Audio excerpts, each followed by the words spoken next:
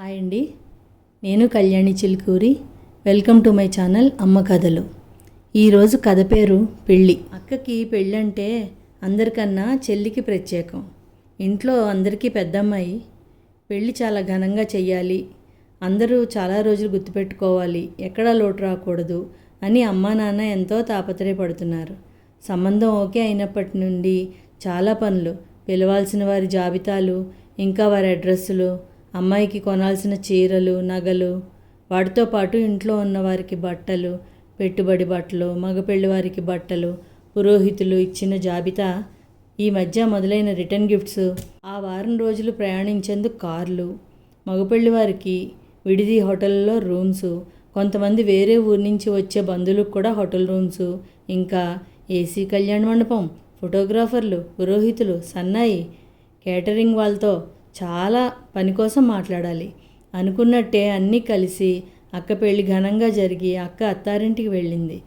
ఇప్పుడు మొదలైంది అసలు కథ. చిన్నమ్మాయికి కూడా చేసేయండి, మేనరికం ఉంది కదా అని చుట్టాలందరూ చాలా చెప్పారు అమ్మ నాన్నతో.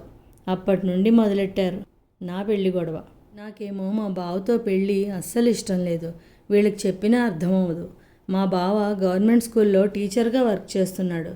నాకు అస్సలు ఇష్టం లేదని ఎవరితో చెప్పలేను. కారణం, నేను ఒక వ్యక్తితో ముందే ప్రేమలో ఉండటం. ఇలా చెప్తే మా ఇంట్లో ఎవరు వినరు, ఊరుకోరు నా మాట.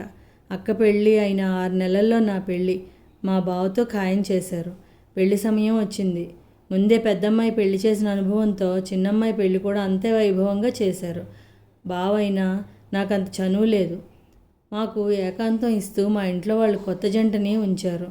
అప్పుడు అడిగాడు మా బావ, అలా ఉన్నావు, ఒంట్లో బాలేదా అని. అప్పుడు చూసా మా బావ ముఖం. అలా ఏమీ లేదు బావా అన్నానే కానీ, పర్వాలేదు చెప్పు అన్నాడు. ఏం చెప్పను, ఎలా చెప్పను, అయినా ధైర్యం చేసి నాకు ఈ పెళ్ళి ఇష్టం లేదు బావా, నేను ఒక అబ్బాయిని ఇష్టపడ్డాను అని చెప్పాను. అది విని అక్కడి నుంచి లేచి వెళ్ళిపోయాడు. సాయంత్రం వరకు కనిపించలేదు. నాకు లోపల భయం, అందరికీ ఎక్కడ చెప్తాడో, ఎన్ని గొడవలు అవుతాయి అని. కానీ చాలా నార్మల్గా ఉన్నాడు బావ. నా గదికి వచ్చి, చెప్పు ఎవరా అబ్బాయి, మంచివాడైనా, ఉద్యోగం చేస్తున్నాడా, ఒక తండ్రి వేయాల్సిన ప్రశ్నలు అన్నీ అడిగాడు.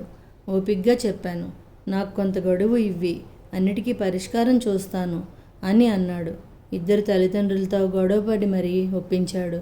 వాళ్ళు విధిలేక ఒప్పుకున్నారు. మా అమ్మ నాన్న చాలా అవమానపడ్డారు. ఒక నెలలో నేను ఇష్టపడ్డ వ్యక్తితో నా పెళ్లి జరిపించారు.